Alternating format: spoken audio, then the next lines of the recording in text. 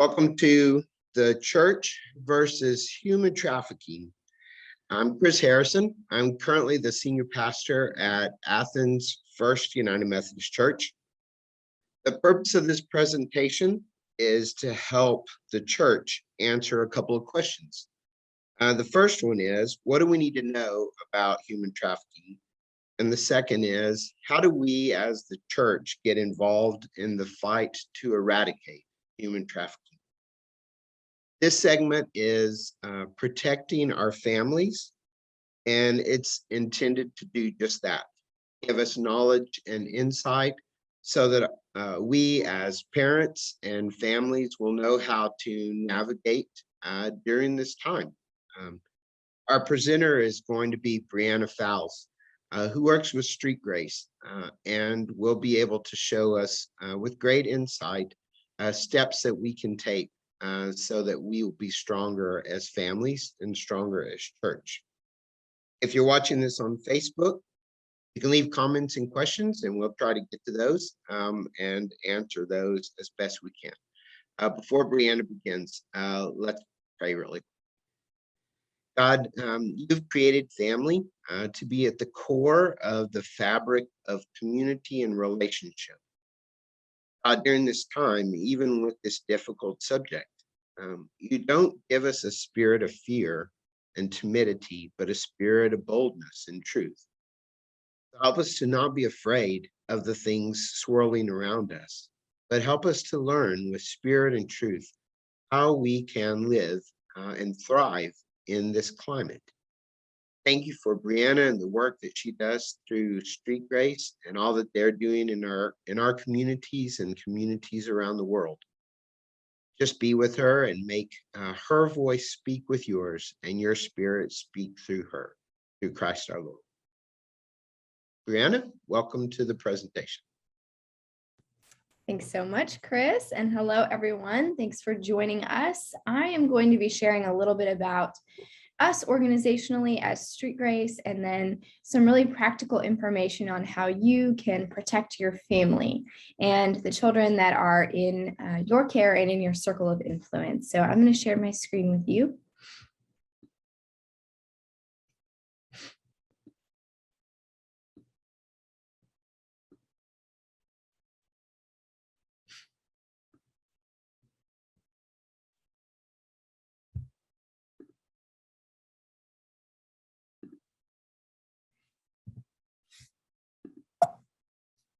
So at Street Grace, we are an organization with a pretty specific mission. We've been around for about 13 years. We're a national organization, and we serve Texas, certainly all of Texas, and we are honored to be participating with so many other fantastic organizations today. And we really cannot eradicate this horrific evil of human trafficking without different groups who have specialized focuses. And so we're proud, and we really believe that equipping and empowering families to keep their children safe is ultimately our best line of defense of preventing exploitation as a whole, on a societal level, on a global level, because we understand that many people who are victimized by human trafficking, they were not victimized at 18, 19, 25 years old. Their victimization came when they were just a child. And so we really want to equip and empower families to understand that all children are vulnerable to something like sexual exploitation and trafficking, but we have a responsibility to keep them safe. And so at Street Grace, our mission is really pretty simple. We want to eradicate what we call CSEC. And that is an acronym for the commercial sexual exploitation of children. And similarly, we share a pretty specific but simple vision. We want to live in a world where all children are free from sexual exploitation. And unfortunately, many of us have a misconceived idea that in the United States of America, this is pretty much already true. That yes, we've heard about human trafficking and enslavement of children and abuse, but that typically happens overseas or in third world countries, or at least not in your part of town or where you live. And we like to say that human trafficking, specifically CSEC, is a here problem. So wherever here is for you, there are vulnerable children. And technology, especially in the last few years, has increased the vulnerability of children to be potentially victimized and somebody who could be a victim of CSEC. And so we want to help you keep them safe together. So let's understand this a little bit before we dive into how do we protect our children. Is we need to understand, what are we protecting them from, and what does this look like? Well, CSEC, the commercial sexual exploitation of children. This is any sexual activity. So keep in mind, this does not have to be a face-to-face encounter. A child never has to leave home in order to be a victim of sexual exploitation or sex trafficking. This can be a photo or a video that is exchanged over entirely digital media, through a text, through an app, through a video game. But it can be a face-to-face interaction, and oftentimes those interactions that begin on technology can progress to face-to-face interactions and often abuse and exploitation. So this is any sexual activity. We've got to broaden our minds as to what that looks like. Involving a minor for which something of value is given or promised. The person does not have to make good on their promise in order for the exploitation to be labeled as such. Now, sometimes we see this as children who have run away from home and they're trying to exchange a sex act, a photo or a video, in order to have a place to stay, food to eat. Sometimes it's a cash exchange. That's typically what we think of, but usually that's not what's going on. But this can also be something that we can't touch. This could be a child who has been manipulated into sending an explicit photo of themselves over a video game, for example, with the promise of some currency to spend in the video game. And so we have to understand that this something of value given or promised is not always something that we would necessarily value, and something that we wouldn't necessarily think that would put our children at risk. So how does this happen? If I'm telling you that children do not have to leave home in order for this exploitation to occur, that actually we have this misconceived idea that our children are vulnerable when they're out alone, or they're hanging out at the mall, or a place that seems unsafe, or after dark, that the vast majority of exploitation that is happening in our Texas communities does not look like kidnapping. So what does it look like? Well, we call this our perfect equation, sort of the perfect scenario for exploitation to occur. When you have vulnerability, and we know that the most vulnerable members of our population are our nation's children, and then you have availability. Well, unfortunately, technology, well, I should say fortunately, technology has done enormous things for us as a society to help us connect to one another, but it has also created an environment where our children are essentially available 24/7 across a multitude of platforms, and it's very easy to learn about them. And often their vulnerabilities are on display on these platforms. And so when you couple together vulnerability plus availability, that's where we have the opportunity for exploitation. And where does this equation typically take place? Well, I'm going to share a couple of these places that your children might frequent. Social media, video games, using apps, dating, whether in person or on the internet, and then understanding that this does not typically happen in just an all-at-once encounter. That's why I'm saying kidnapping is not the primary thing that we need to be concerned about. We really need to be concerned about the grooming process, and I'm going to explain exactly what that is. And then when we're talking about students, the last two bullets on the screen here, sexting and pornography. You might be wondering how those are connected to the exploitation of children, but really we can't be having a conversation about protecting our children if we don't talk about these two very, very key, very critical, important issues that all of our students are facing today, whether they want to participate in these things or not. So how do these predators find our kids? If I'm telling you that, availability plus vulnerability equals exploitation in many circumstances, well, where is the availability coming from? Well, you have to understand that this is a business, and exploiting children and human trafficking as a whole is the second largest, fastest growing illegal business on the planet. And so if you're a business person and you're seeking out to find your supply for those that are seeking demand of exploitation, where should you go? Should you waste your time driving around parking lots, hanging out at malls and parks and skate parks trying to find vulnerable children? No, why not just log into your computer, into a video game, into social media, where there are hundreds of thousands of children at your disposal every moment of every day that you can really get to without a whole lot of effort at all. After all, stranger danger isn't so much a thing anymore on social media or the internet, at least. However, there is still exploitation of our kids happening in physical places, at churches, schools, clubs, and places that other students hang out. But oftentimes this person has met the person that is grooming them with the intent to exploit them on the internet. Take a look at these apps. Now, you might recognize some of these if you're a parent or a caregiver tuning into this webinar. You might even have some of these on your phone as well. Well, it's really important to understand that this is by no means an exhaustive list of all of the apps that are used regularly by sexual predators in order to groom and exploit our children. However, it's a representative sample, and understanding that what was cool yesterday when it comes to technology and apps is not necessarily going to be cool today. And what's cool today is not necessarily going to be cool or relevant tomorrow. And so as a parent, what do you do with that? It seems overwhelming because things are rapidly changing. And it seems like your kids can keep up with this, but you really can't. And so we're often, as parents and caregivers, the last to know about what students are really using. And so how do you protect them from these apps that are well known to be places where exploitation and abuse are occurring? Well, the best advice that we can give to you is that you would get to know how each one of these apps work. And you would understand that there's no amount of privacy blockers, there's no amount of blocking apps and removing apps from your child's phone that ultimately is going to keep them safe. What's going to keep them safe is moving toward them, having conversations, and learning about what they're interested in. Who are they talking about? Tell me about this app you want to download. Let's together as a family investigate, how could this app be unsafe? And what can we do to make it more safe? Whether that's privacy settings, whether that's determining when we will use the app. We really highly recommend that parents do not allow their students to have unrestricted access to download new things. After all, predators will often approach a kid on a very well-known app that many of us have heard of, and then they'll convince the child to download a different app, claiming a false claim such as it uses less data or it's more fun.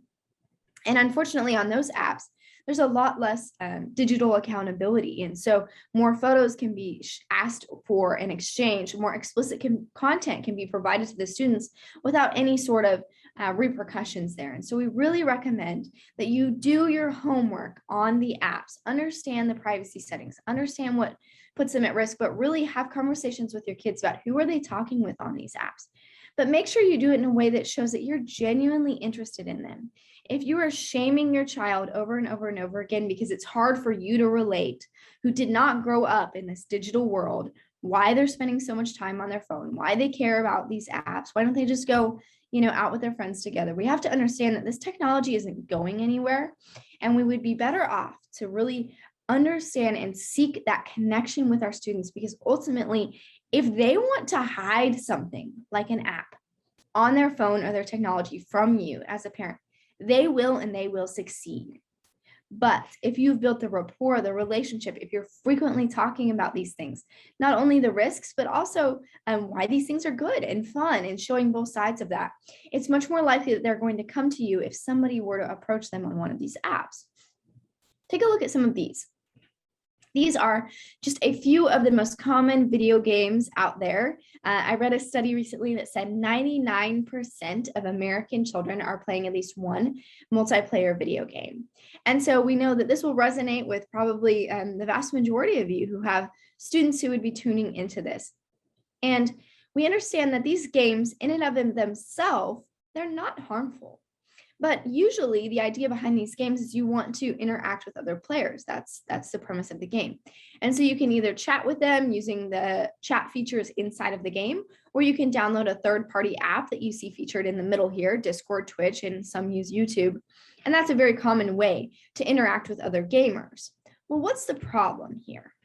Well, there's a lot of fraudulent activity going on these games by people who are specifically targeting minors. And oftentimes they're targeting young boys, interestingly enough. And there are stories and stories and stories from our law enforcement partners that we work with all over the country And strangely enough, the story, while it may look a little bit different with the individual child, it has many of the same elements. There's usually two types of abuse and exploitation that happens through these video games. Typically, a child will be gaming with somebody, he will get to know them or she, and they will start exchanging information. Where do you go to school? What are you interested in? They might be gaming across multiple platforms. They might now be friends on social media. They might have exchanged a few photos. And then at some point, the person on the other end invites the child and says, hey, you would be so much better if you had X. Because what these video games have in common is they're free to download, but in order to get upgrades in the game, you have to pay something, real money. And so they offer to pay online currency, which is real money, and they drop that into the child's account. They're thrilled. And then once they've spent all the money, the person on the other end often says, hey, there's a lot more where that came from. All I need you to do is send me a photo. And this is an explicit photo that they're asking for. With the person on the other end, their intent, of course, is to share this on pornographic websites so they can make a profit. And so the child oftentimes is so enticed by the allure of the online currency that they might send a photo, or they might be a young child who really doesn't know the difference. Oftentimes predators will groom young children and they will convince them to take photos of their older siblings or videos.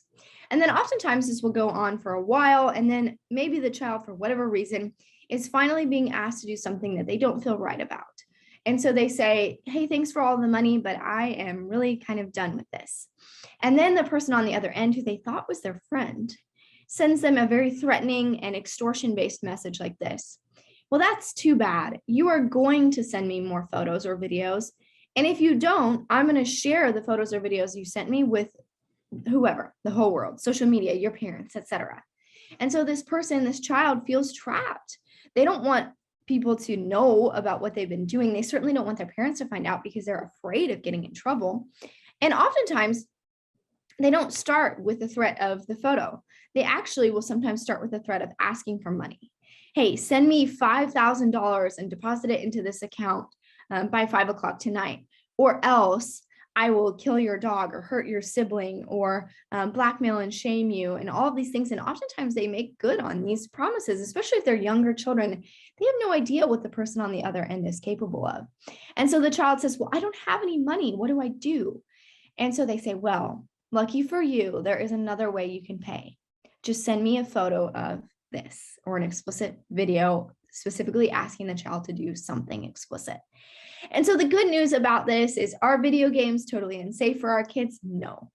But we need to be having conversations with them about who are they gaming with? What is their qualifications for who they want to chat with on video games?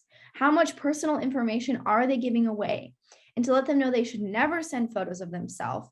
If somebody tries to send them a photo, they should let you know right away.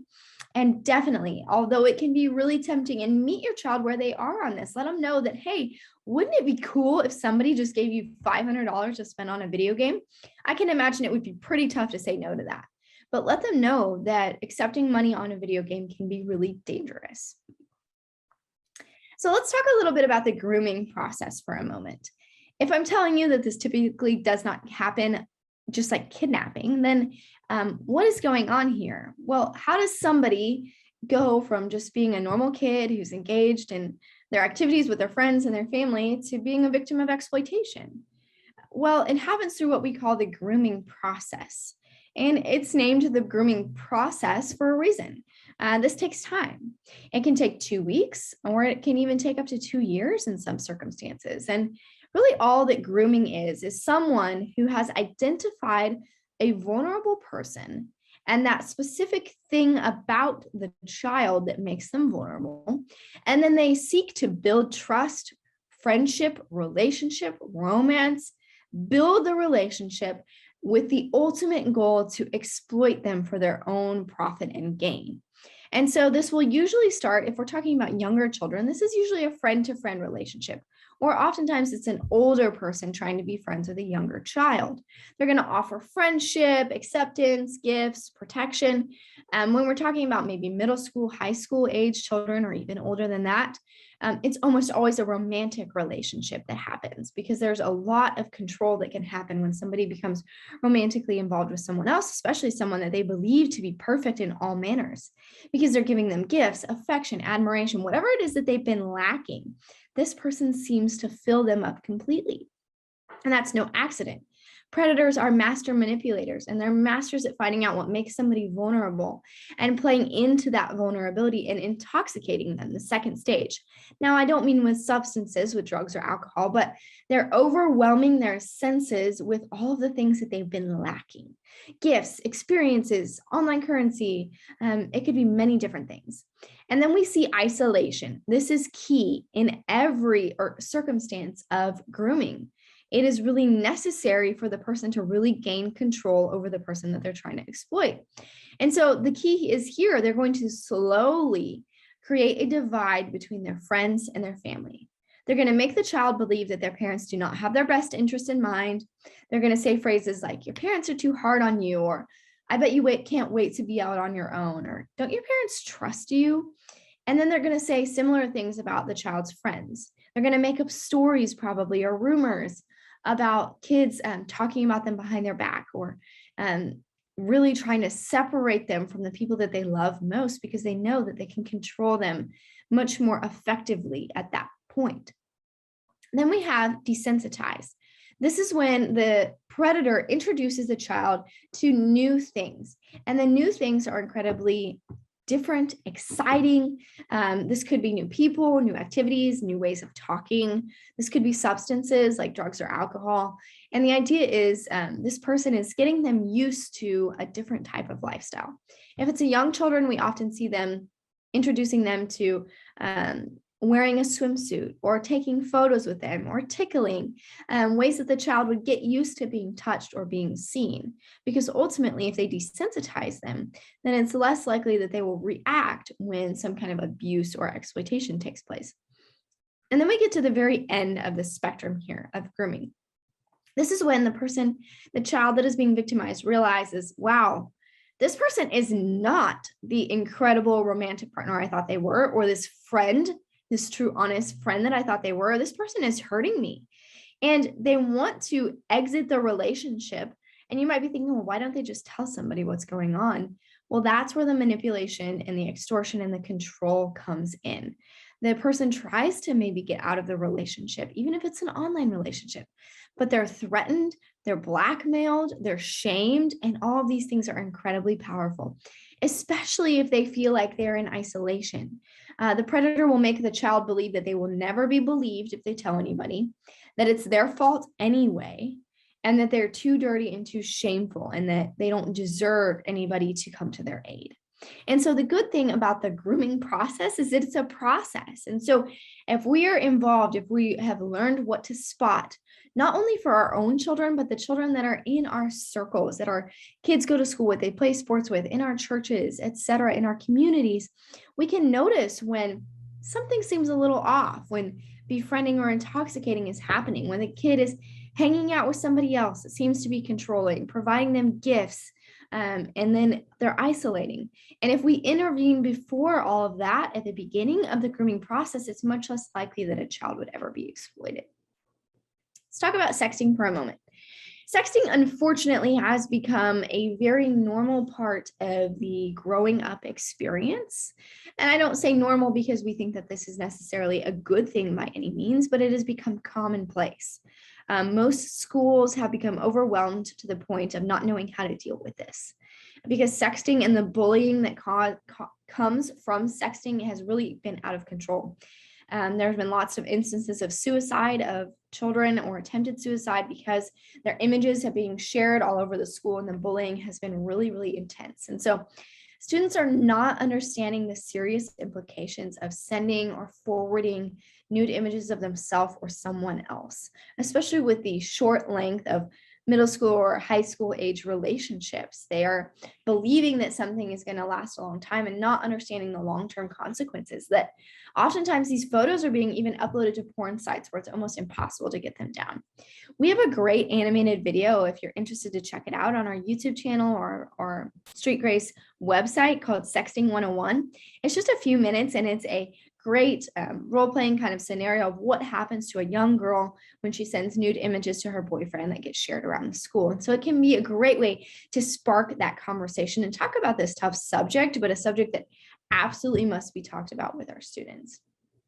So you might be thinking now, or you may think my student would never do this. And I hope that that's the case, but understand that peer pressure is very, very real. And the environment these students are living in, they're not equipped to handle what they're being exposed to via technology. And so we really do want to be prepared, because if we're prepared and decide this is how I would handle if I found out any of these things were happening to my child, it's much less likely that you would accidentally shame them by being unprepared with your body language or the words that you speak because of your shock.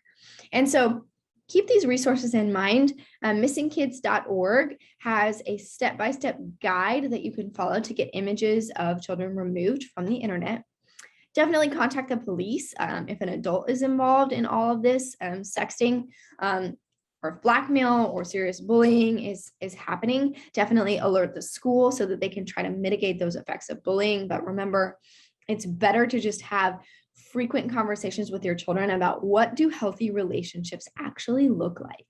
Not scaring them and telling them if you ever caught them sexting that you would, all the things that they would endure as punishment. It's much better if you model healthy behaviors and talk to them about what does that look like?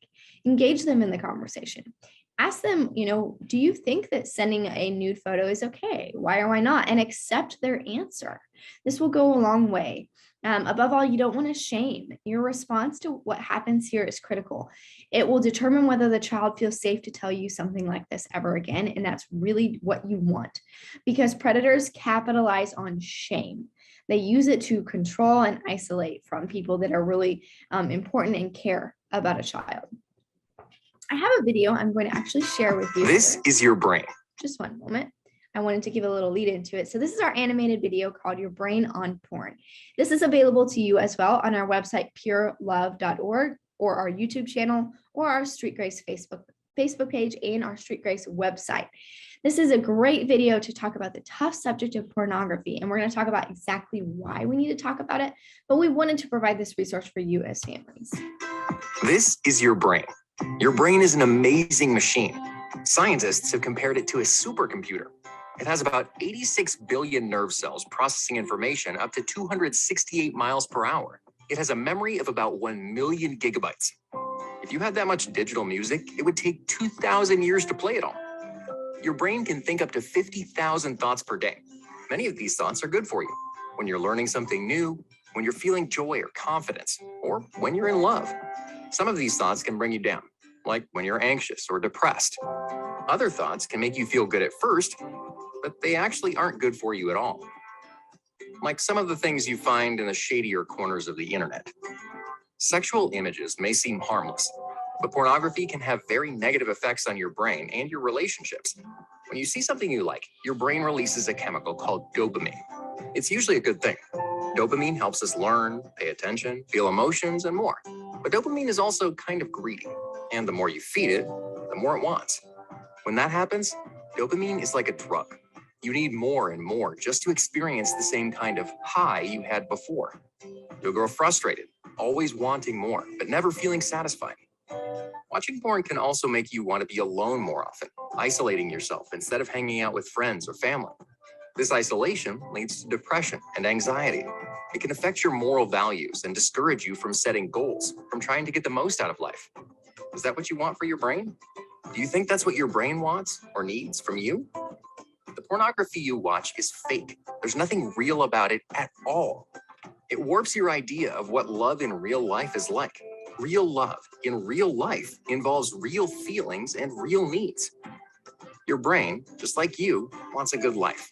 So stay away from porn and feed your brain the things that matter most, like faith, family, friends, exercise, art, learning, and other good things. Trust me, your brain will thank you for it.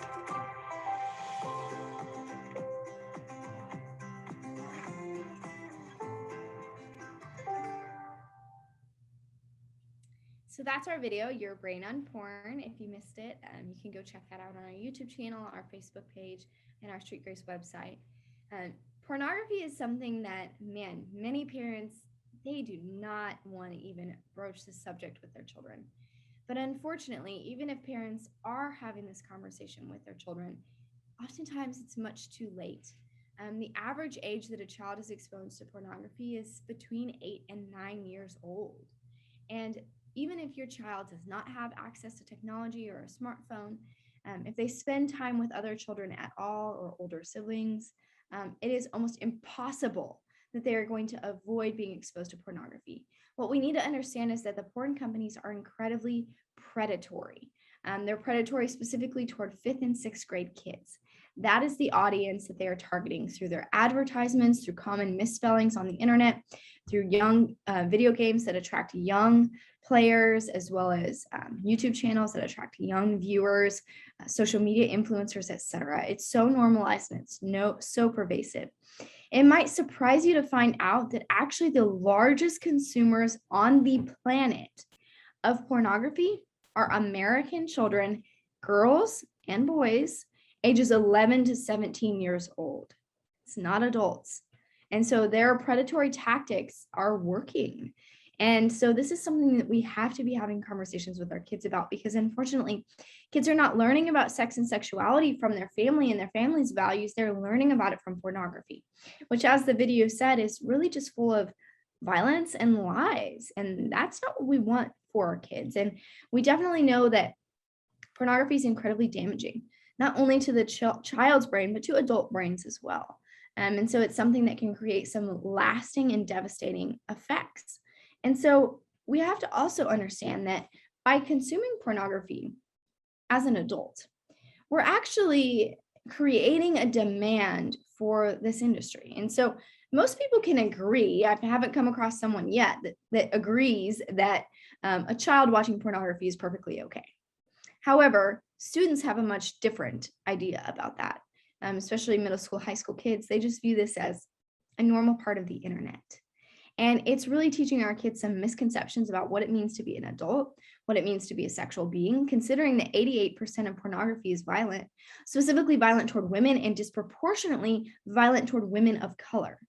And so that is teaching our young boys it's okay to be violent toward women. That's actually even masculine. It should be celebrated.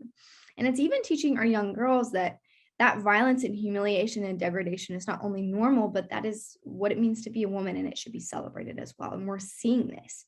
We're seeing a number of cases where young children are being exposed to pornography. They're even developing addictions to pornography at 7, 8, 9 years old. It's highly addictive. And parents have no idea. And oftentimes it's led to child-on-child sexual abuse in many circumstances. And so we have to understand that, yes, our kids are the highest consumers, but the second largest consumers are American adults. You want to know what they're searching for? This most common search query in all of pornographic searches done by adults is teen porn. Let's think back to this business here. If pornography is also a business, just like human trafficking, we have supply, demand, and we have someone to connect the two. If the demand is greater for images of children, minors, than any other group, then there's going to have to be someone who's going to want to capitalize off of that demand. So this is why there are people all hours of the day sending messages, building relationship, grooming our kids on the internet with the sole purpose to get their images to use on pornographic sites. And so we have to understand that if we as adults are consuming pornography, we are creating this demand as well for this larger industry, because a lot of people don't realize that those people behind the screen, behind the photo, behind the video, many times they are not willing participants. They are victims of human trafficking. Even if they are adults, they're victims of forced fraud or coercion. And oftentimes there are minors being featured, and it's almost impossible to know the difference. It doesn't matter if it's a reputable porn site at all. And so we really have to safeguard our kids. We have to equip them as young as elementary age. What do I do? How do I process this? Who do I tell? Because most of the time when children come across pornography at a young age, it's traumatic and they feel weird, or they feel shame, or they might enjoy it. And so they don't feel like they can tell anyone. And oftentimes this traumatic experience either leads to addiction, or it leads to them hiding in shame, something that lasts into adulthood and can create some really devastating effects. And so We want to equip and empower you as families to have these conversations. And so we've created some resources for you. The first one is purelove.org. Now, this website is written and it answers frequently asked questions that real children have written and asked us about pornography. So it's a great resource for you to start this conversation.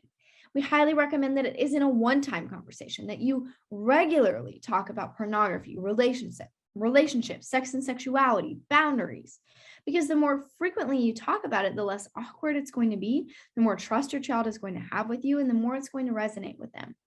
So check out that website, purelove.org. Notlove.org is for you or somebody you know that might be struggling with porn or sex addiction.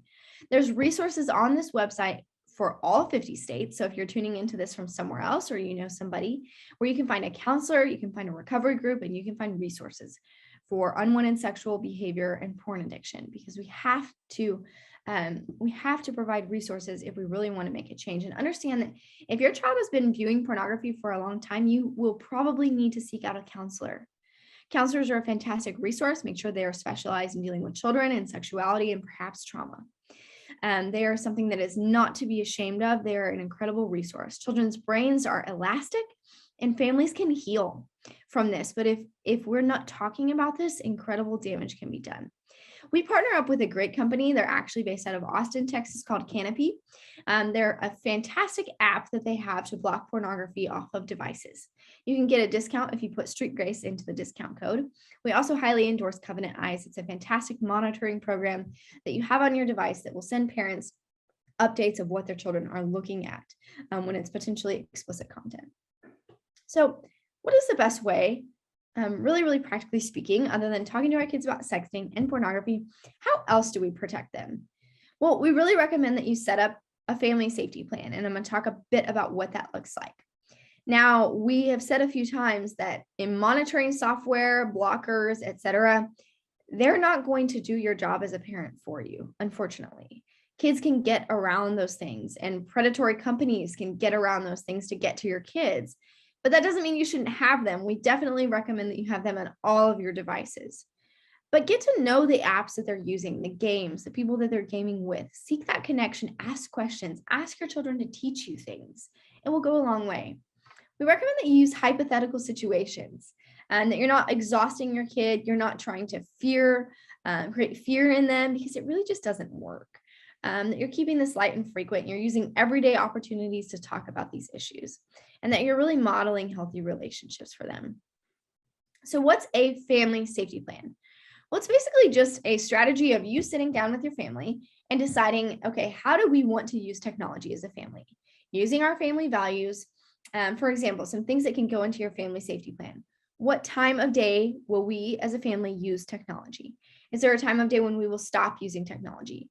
What rooms in our home will we use technology? We really recommend that children do not use technology behind closed doors or when parents are not home. I know this can be difficult, especially if people are working from home, etc. But if you can't avoid that, then really just to use them in a common space. We really recommend that kids never ever go to bed with their devices. That's a time when predators are incredibly active. And you just get everyone involved. Do you put all of your devices on a charging station at night? What websites can we go to? What apps can we use? And what are the consequences as a family that you decide together if somebody violates the rules of the family safety plan? Then you write them out and you post them somewhere so that there's accountability for all. This is a really effective tool. Now, these are just some really practical do's and don'ts that we want to share with you for technology safety and protecting your kids. We do recommend, like I said, creating that living room charging station for your devices. Talk to your kids about the online friends that they're keeping. How do they decide who to be friends with? How do they decide how much information to share with them? Use some of your own experiences to talk with them about that. A really simple one, make sure that their location services, their microphone, their camera is off on new apps that they download.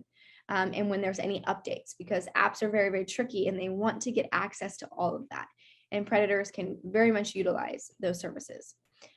We recommend that you don't work with your carrier to make sure that their children's devices are not set up where they can download anything without you all going through it together as a family and deciding if it's a wise and safe choice. Do be interested and ask questions. Genuinely learn about their life and their interests. It will very much go a long way. And do educate yourself on all the apps that you and your child are using. Use those everyday moments, when you're washing dishes, when you're riding in the car, when you're exercising together, to just talk about these things. Hey, I heard that somebody can receive money on a video game. Did you know that? Has anyone ever sent you money? Etc. And remind yourself, as a caregiver, as someone in charge of a child, as a parent, their protection trumps privacy every time. It is your right and responsibility to know what is happening on your children's devices.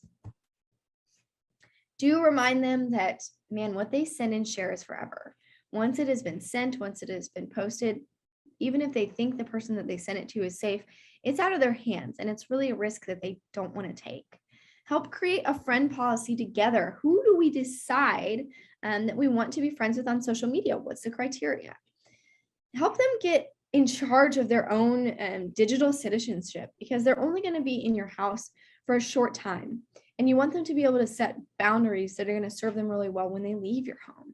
And let them teach you things. It can be a great bonding experience for you, and a great way to learn some things that you may not have learned in other methods of trying to find out about their life that might be a secret to you.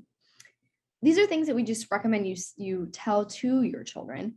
Remind them not to let others use their phone unless it's an emergency or they're standing right there. It can be used to get photos and blackmail and all kinds of bullying, etc.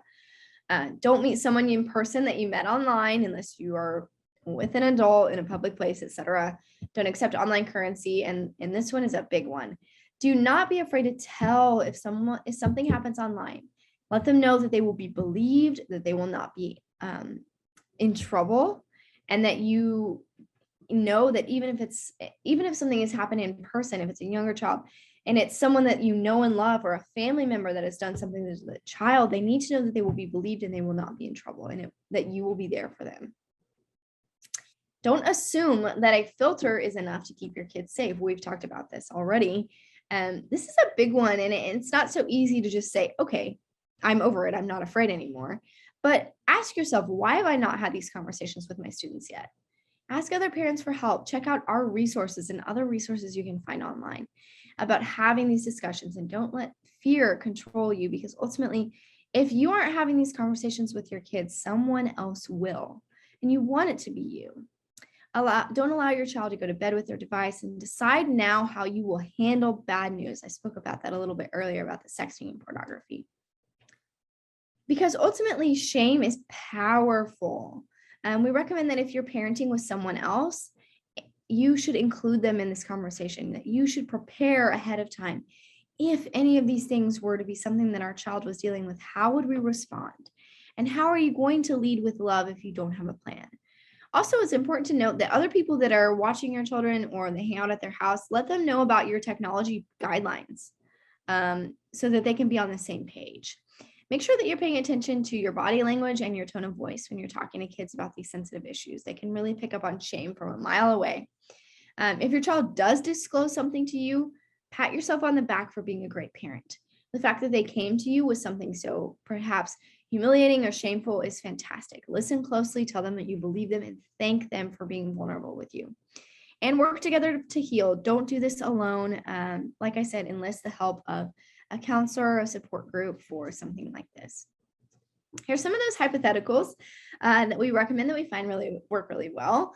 And they're all based on real circumstances that happen very commonly to students that are approached by predators on the internet. This first one, what if a cute boy or girl sends your friend request online? Do you accept it? A stranger messages you and said you'd be a great model for their company. Man, this happens on Instagram all day, every day. Someone sends you a nude photo or asks you for one, or someone offers to pay you money online. These are some great phone numbers that you should keep in just your phone that you can have anytime you need them. If your child has been victimized or someone that you do need to report it to the school. If they have been harassed or approached or groomed by a predator, make sure you report it to the app just so that they can know and they can try to hopefully keep this person from hurting another child.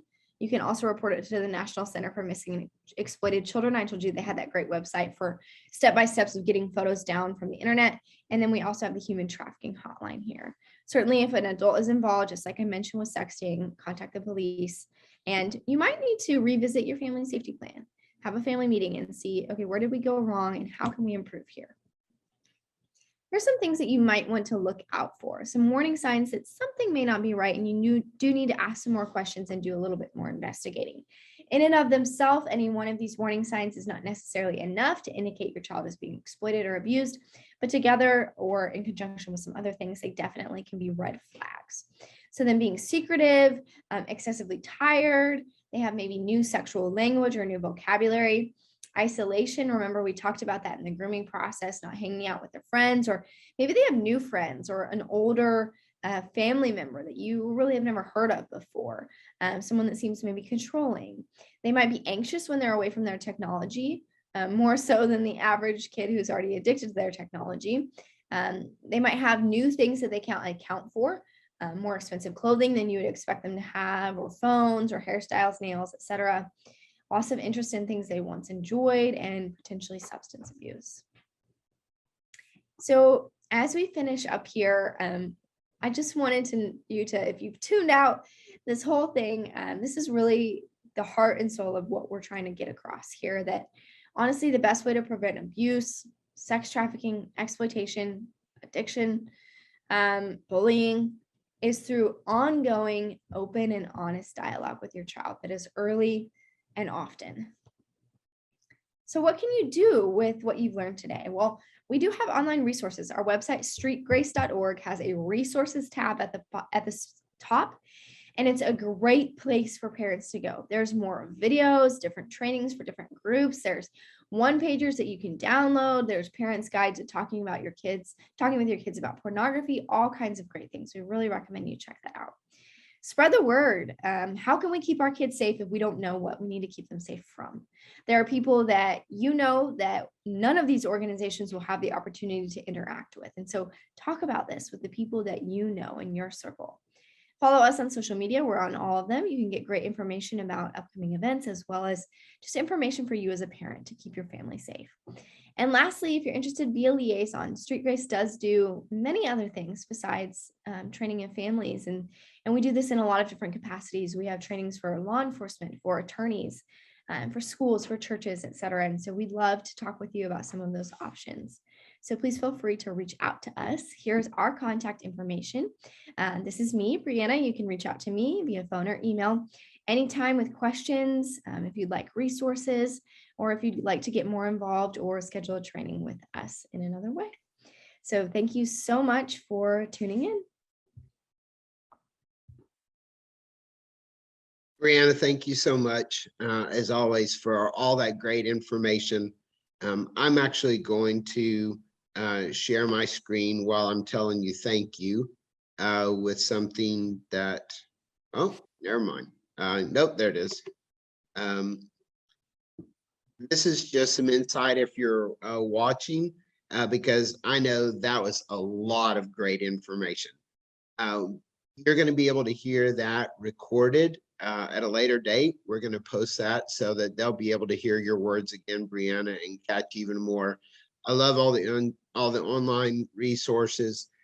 You've answered those questions that I said at the beginning were the ones we want to answer. What do we need to know and what do we need to do about it? And you've done that in very practical ways.